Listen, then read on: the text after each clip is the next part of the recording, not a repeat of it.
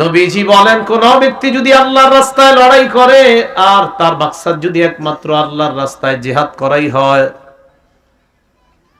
আল্লাহ তাআলা বলেছেন জিহাদ করলে এই এই ফজিলত, এই কথাগুলা বিশ্বাস করে লোকটা জিহাদের ময়দানে যায়, আল্লাহ তাআলা তার ব্যাপারে দায়িত্ব নিয়ে নেয়, হয়তো আল্লাহ তাকে জান্নাতে প্রবেশ করাবেন। অন্যথায় জিহাদের ময়দান থেকে প্রচুর গনিমতের সম্পদের মালিক আল্লাহ তাকে বানায়া তার ঘরের মধ্যে গাজী বানায়া আল্লাহ পৌঁছায়া দিবেন। যে জিহাদ করে আল্লাহ দায়িত্ব নিয়ে নেয়, হয়তো তাকে জান্নাতে প্রবেশ করাবেন, অথবা তাকে গাজী বানায়া প্রচুর গনিমতের মাল সম্পদ সহ তার বাসায় আল্লাহ তাকে ফিরিয়ে দিবেন। আল্লাহ তাআলা আমাদেরকে কথাগুলা মনে রাখার তৌফিক দান করেন। ২৮ পারা 11 নম্বর পৃষ্ঠা সূরাতুস সফফি 10 থেকে 13 নম্বর আয়াতে আল্লাহ বলেন, ইয়া আইয়ুহাল্লাযীনা আমানু হাল আদুল্লুকুম আলা তিজারাহ তুনজিকুম মিন আযাবিন আলীম তুমিনুনা বিল্লাহি ওয়া রাসূলিহি ওয়া তুজাহিদুনা ফি সাবিলিল্লাহি বিআমওয়ালিকুম ওয়া আনফুসিকুম যালিকুম খায়রুল লাকুম ইন কুনতুম তা'লামুন। আল্লাহ তাআলা বলেন, হে ঈমানদারগণ, আমি কি তোমাদেরকে এমন একটা ব্যবসার কথা বলবো যেই ব্যবসা তোমাদেরকে যন্ত্রণাদায়ক আযাব থেকে রক্ষা করবে। এই ব্যবসাটার কথা সবার জানা দরকার আছে না নাই? আল্লাহ বলেন এমন একটা ব্যবসার কথা বলবো যে ব্যবসা তোমাদেরকে যন্ত্রণাদায়ক আযাব থেকে রক্ষা করবে। তো ব্যবসাটার কথা জানবো নি ইনশাআল্লাহ। আল্লাহ তাআলা বলেন, তুমিনুনা বিল্লাহ, আল্লাহকে বিশ্বাস করবা, সুবহানাল্লাহ, ওয়া রাসূলি, রাসূলকে বিশ্বাস করবা, সুবহানাল্লাহ, ওয়া তুজাহিদুনা ফি সাবিলিল্লাহি বিআমওয়ালিকুম ওয়া আনফুসিকুম, জানমাল নিয়ে আল্লাহর রাস্তায় জিহাদ করবা। এটা হলো ব্যবসা। কি লাভ হবে? যালিকুম খায়রুল লাকুম ইন কুনতুম তা'লামুন, তোমরা যদি জানতে এই ব্যবসা তোমাদের জন্য কত উত্তম, এটাই তোমাদের জন্য কল্যাণ, এটাই তোমাদের জন্য উত্তম। সুবহানাল্লাহ। ইয়াগফির লাকুম যুনুবাকুম, আল্লাহ তাআলা বলেন আল্লাহ তোমাদের আগের সব গুনাহগুলো maaf করে দিবেন। ওয়া ইউদখিলকুম জান্নাত, আল্লাহ তোমাদেরকে এমন বাগানে প্রবেশ করাবেন, তাজরি মিন তাহতিহাল আনহার, যে বাগানের তলদেশ দিয়ে নহর সমূহ প্রবাহিত হয়, এমন বাগানে আল্লাহ তোমাদেরকে প্রবেশ করাবেন। ওয়া মাসাকিনা তাইয়িবাতান ফি জান্নাতি আদ, চিরস্থায়ী বসবাসের জান্নাতের মধ্যে মনোভূত ঘর বাড়ি আল্লাহ তোমাদেরকে দান করবেন। সুবহানাল্লাহ। বলেন মনোভূত, বলেন মনোভূত, বলেন মনের মতো ঘর আল্লাহ দিবে, মনের মতো ঘর দিবে। কোথায়? জান্নাতে। এরপর আল্লাহ বলেন, যালিকাল ফাউজুল আযীম, এটাই হলো মহা সফলতা। সুবহানাল্লাহ। এটাই হলো মহা সফলতা, এটাই শ্রেষ্ঠ সফলতা। ওয়া উখরা তুহিব্বুনাহা, তোমাদের পছন্দ অনুযায়ী আরো নিয়ামত আল্লাহ দান করবেন। সেটা কি? নাসরুম মিনাল্লাহ ওয়া ফাতহুন করিব, আল্লাহর পক্ষ থেকে সাহায্য আসবে তোমাদের কাছে। ওয়া ফাতহুন করিব, আসন্ন বিজয় আসবে তোমাদের কাছে। ওয়াবাশশিরিল মুমিনিন, নবী আপনি মুমিনদেরকে সুসংবাদ দিয়ে দেন। এই কথাগুলো আফগানিস্তান খুব ভালোভাবে বুঝছে। ঠিক? কারা ভালোভাবে বুঝছে? আমরা 90% মুসলমান দাবি করি, আর কি করি? দাবি করি, বিষয়গুলো বুঝি না। আফগানিস্তান বুঝছে, বুঝা শুই না, অটল ছিল, মজবুত ছিল, আল্লাহ বিজয় দান করছে। আল্লাহ আমাদেরকে তাদেরকে একটু ফলো করে অনুসরণ করার তৌফিক দান করেন। মনে থাকবে ইনশাআল্লাহ। আচ্ছা, জিহাদের তামান্না যদি কারো মনে না থাকে, জিহাদের স্পৃহা নিয়ত যদি কারো না থাকে, সে মুনাফিকি মৃত্যুবরণ করবে। জোরে নাউজুবিল্লাহ পড়ো। সহিহ মুসলিমের বর্ণনা 1910 নম্বর হাদিস, 1910 নম্বর হাদিস, মাদ্রাসা পাঠ্যপুস্তক অনুসারে। قال رسول الله صلى الله عليه وسلم من مات ولم يغزو ولم يحدث به نفسه مات على شعبة من النفاق। রাসূলুল্লাহ সাল্লাল্লাহু আলাইহি সাল্লাম বলেন, কেউ যদি মারা যায় আর সে যদি জিহাদের নিয়ত না রাখে, সে যদি জিহাদ না করে এবং জিহাদের সংকল্প না করে সে যদি মারা যায়, নবী বলেন সে মুনাফিকি মৃত্যুবরণ করবে। মুসলমান মানে হলো প্রত্যেকের এই নিয়ত সংকল্প থাকা, আল্লাহ কখনো জিহাদের সুযোগ দিলে ইনশাআল্লাহ আমরা জিহাদ করব, এই মানসিকতা থাকা। এটা কি রেডিমেড ইনশাআল্লাহ না আসলে ইনশাআল্লাহ? অনেকে তো মানে বলে ফেলে আর কি, মানে এরকম তো মন থেকে বলছেন তো সবাই। আল্লাহ মন থেকে বলার তৌফিক দান করেন। রাসূলুল্লাহ সাল্লাল্লাহু আলাইহি সাল্লাম বলেন, আলাইকুম বিল জিহাদি ফি সাবিলিল্লাহ ফাইন্নাহু বাবুম মিন আবওয়াবিল জান্নাহ। নবীজি বলেন, তোমরা আল্লাহর রাস্তায় জিহাদ করা অবধারিত করে নাও। আমি নবী বলে দিলাম, জিহাদ হলো জান্নাতের দরজা সমূহের একটা দরজা। জান্নাতের একটা দরজা হলো জিহাদ। قال رسول الله صلى الله عليه وسلم من قاتل في سبيل الله فوق ناقة وجبت له الجنة। দুইবার দুধ পান করলেন ওটের, একবার দুইবার। এই দুইবার ওটের দুধ পান করার মাঝে যেই সময়টা, এতটুকু পরিমাণ কেউ যদি আল্লাহর রাস্তায় লড়াই করে তার জন্য জান্নাত ওয়াজিব হয়ে যায়।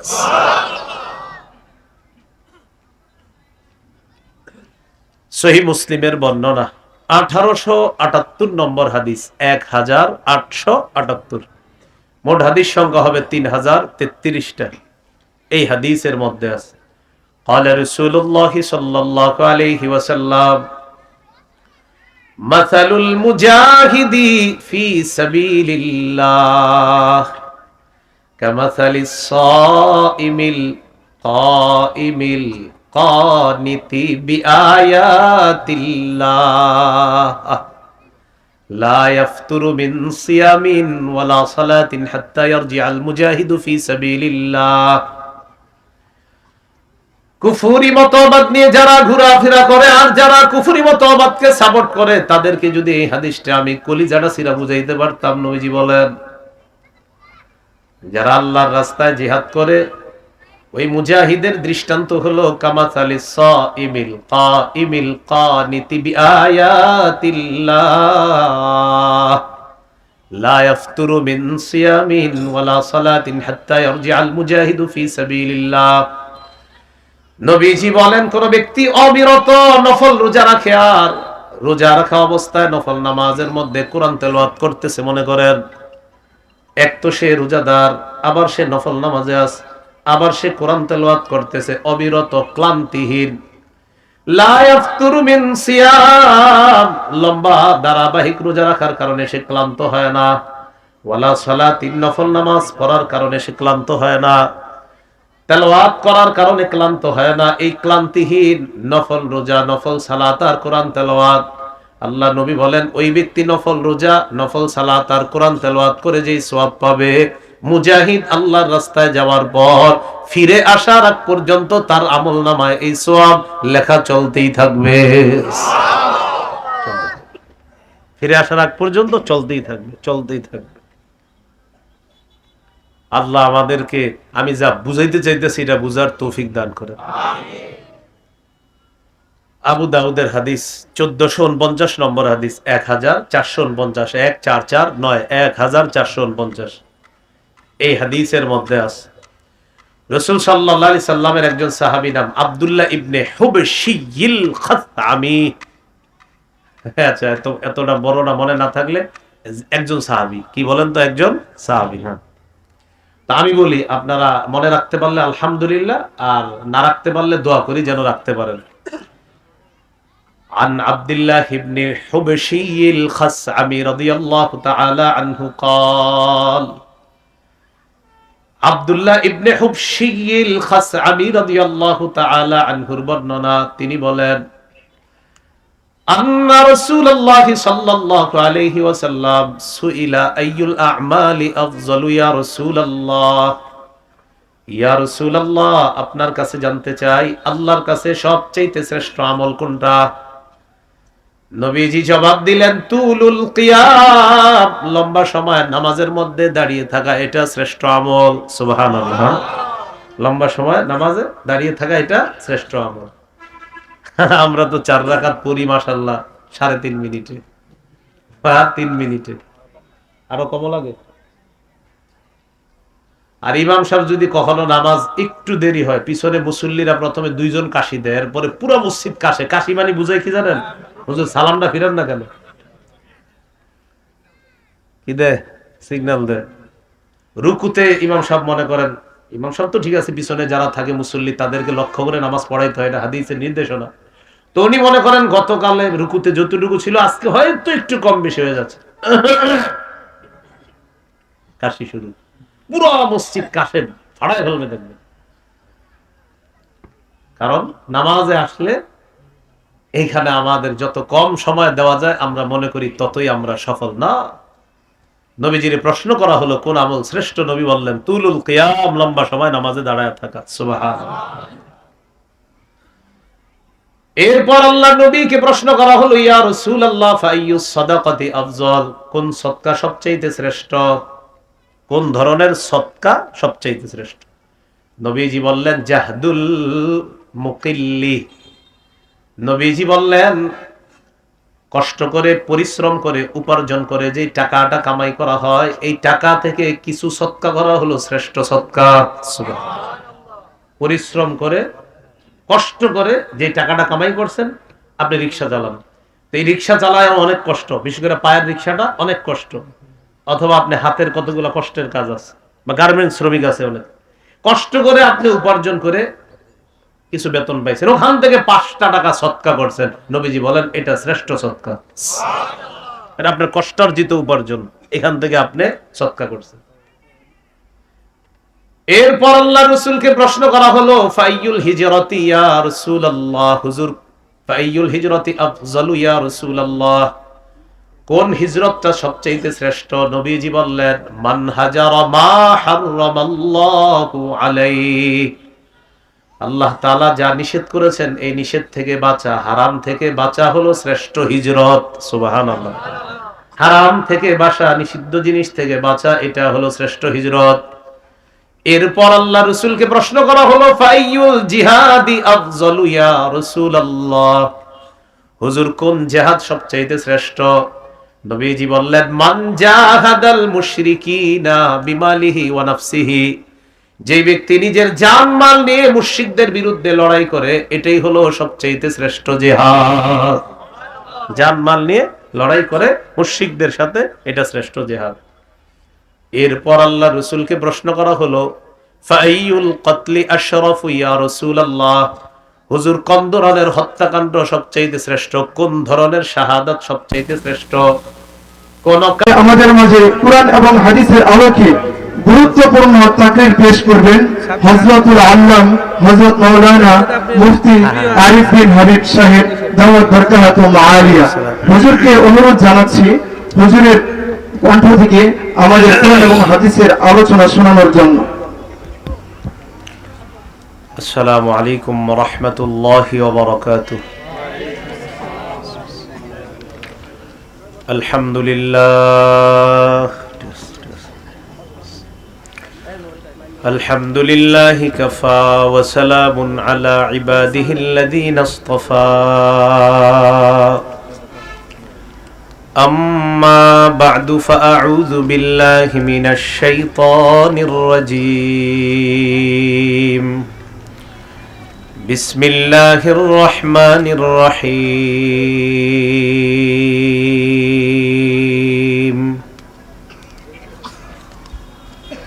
ইন্নাল্লাহা আশতারা মিনাল মুমিনিনা আনফুসাহুম ওয়া আমওয়ালাহুম بأن لهم الجنة يقاتلون في سبيل الله فيقتلون ويقتلون وقال رسول الله صلى الله عليه وسلم تكفل الله لمن جاهد في سبيل الله لا يخرجه إلا الجهاد في سبيله وتصديق كلماته بأن يدخله الجنة أو يرجعه في مسكنه الذي خرج منه ما نال من أجر أو غنيمة أو كما قال عليه الصلاة والسلام اللهم صل على محمد وعلى آل محمد كما صليت على إبراهيم وعلى آل إبراهيم إنك حميد مجيد اللهم بارك على محمد وعلى آل محمد كما باركت على إبراهيم وعلى آل إبراهيم إنك حميد مجيد اللهم إني أعوذ بك من شر لساني ومن شر سمعي ومن شر بصري ومن شر مني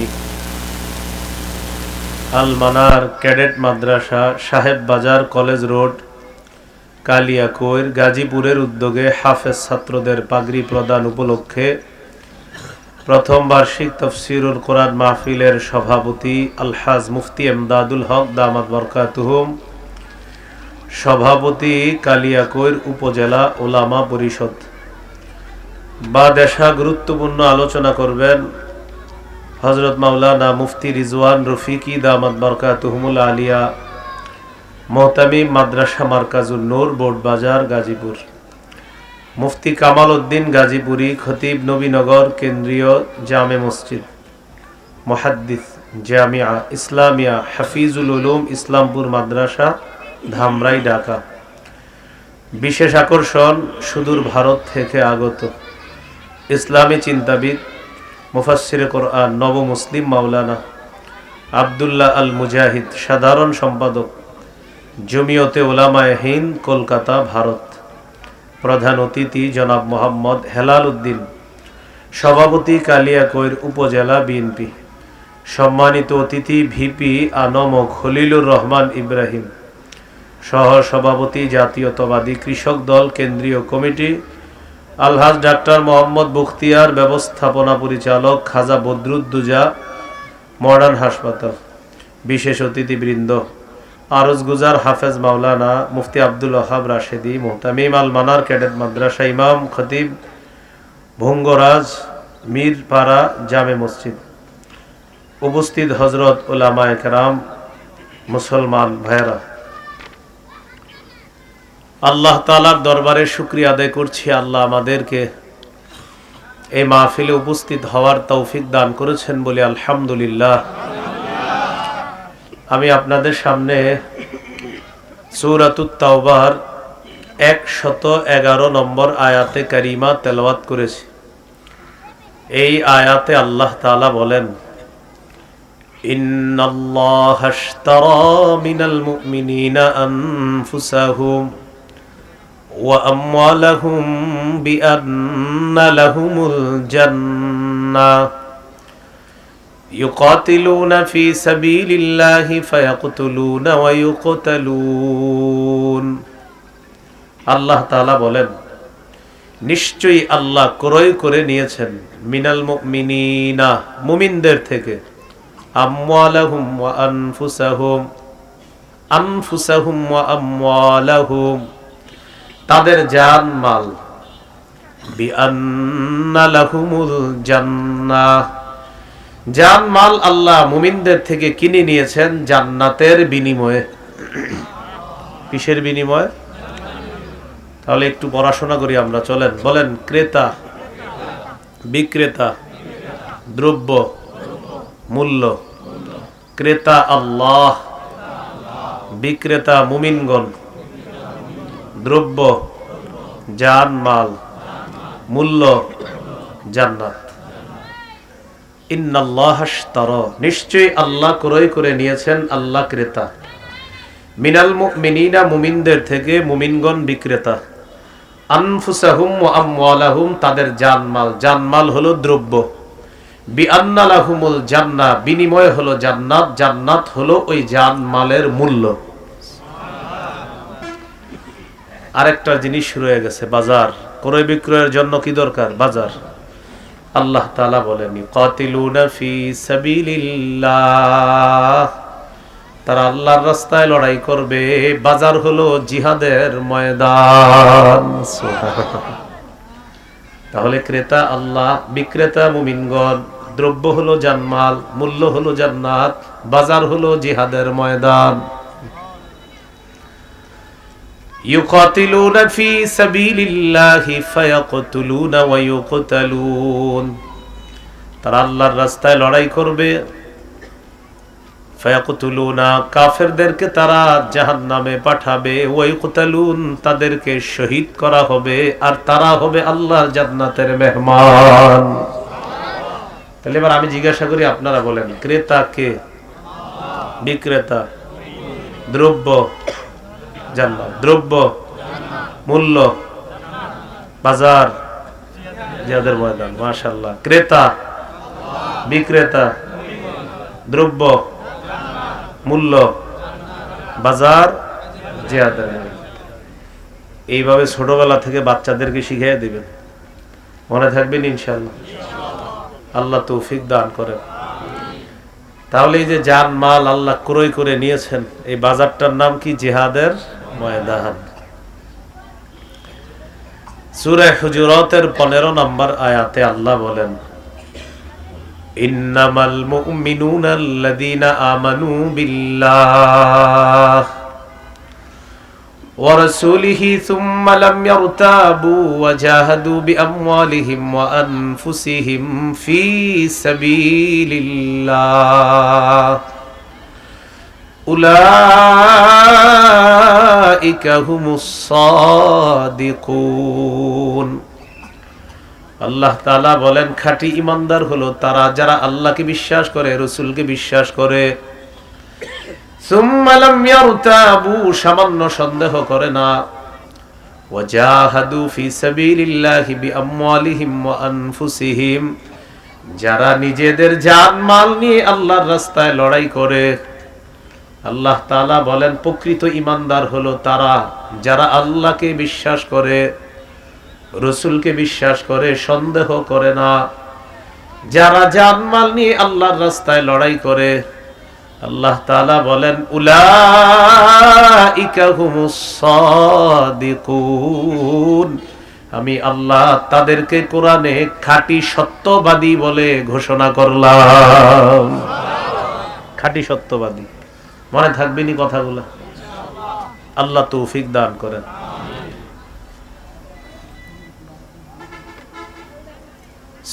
সুনানে আবু দাউদ হাদিসের কিতাব, এই আবু দাউদের 2504 নম্বর হাদিস, 2504 নম্বর হাদিস। قال رسول الله صلى الله عليه وسلم জাহিদুল মুশরিকিনা বিআমওয়ালিকুম ওয়া আনফুসিকুম ওয়া আলসিনাতিকুম। নবীজি বলেন, মুশরিকদের বিরুদ্ধে লড়াই করো তিনটা মাধ্যমে। 1 নাম্বার বিআমওয়ালিকুম, সম্পদ দিয়ে লড়াই করবা। ওয়া আনফুসিকুম, জান দিয়ে লড়াই করবা। 3 নাম্বার ওয়া আলসিনাতিকুম, জবান দিয়ে লড়াই করবা। আমাদের উপর যতক্ষণ জিহাদ ফরজ না করা হবে, আমাদের দেশের বিজ্ঞ মুফতি সাহেবরা যতক্ষণ জিহাদের ফতোয়া না দিবে, ততক্ষণ আমরা আমাদের জবান দ্বারা ফিলিস্তিনের শত্রু যারা, তাদের বিরোধিতা করতেই থাকতে হবে। ফিলিস্তিনের শত্রু যারা, জবান দিয়া তাদের বিরুদ্ধে বলতে হবে, এটা আমাদের জবান দিয়ে বলতে হবে। তো এক নম্বরে বলছে বিআমওয়ালিকুম, জান দিয়ে লড়াই করবা, সম্পদ দিয়ে লড়াই করবা। দুই নাম্বার আনফুসিকুম, জান দিয়ে লড়াই করবা। এক নাম্বার সম্পদ। সঠিক কোন সোর্স যদি পান, ওই সোর্সের মাধ্যমে ফিলিস্তিনের মুজাহিদদের জন্য টাকা পয়সা পাঠায়া তাদেরকে সম্পদ দিয়ে সাহায্য করবেন। এই হলো সম্পদ দিয়ে লড়াই করা। দুই নাম্বার আনফুসিকুম, জান। জান দিয়ে কখন লড়াই করব? দেশের শীর্ষস্থানীয় বিজ্ঞ মুফতি সাহেবরা ফতোয়া দিবে যখন, তখন। ওয়ালসিনাতিকুম, জবান দিয়ে জিহাদ করবা, লড়াই করবা। এটা সব সময় অব্যাহত রাখতে হবে। আল্লাহ তাআলা আমাদেরকে কথাগুলা মনে রেখে বুঝে শুনে আমল করার তৌফিক দান করেন। সহিহ বুখারীর বর্ণনা 3123 নম্বর হাদিস। এই হাদিসের বর্ণনাকারী আবু হুরায়রা রাদিয়াল্লাহু তাআলা তিনি বলেন, قال رسول الله صلى الله عليه وسلم تكفل الله لمن جاهد في سبيل الله لا يخرجه إلا الجهاد في سبيله وتصديق كلماته بأن يدخله الجنة أو يرجعه في مسكنه الذي خرج منه ما نال من أجر أو غنيمة